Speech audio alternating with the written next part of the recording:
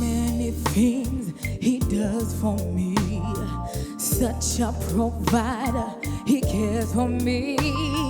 Wish I could give him all of me, but I can't let you go.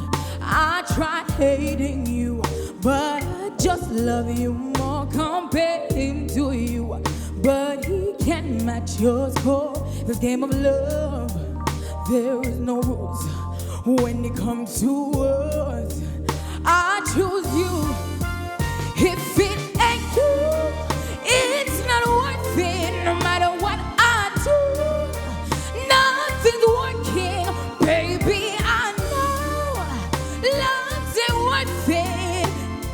Even if it will never be enough. 'Cause I choose you. I choose you. And if it ain't you, then it's just not worth it. Yeah, yeah, yeah.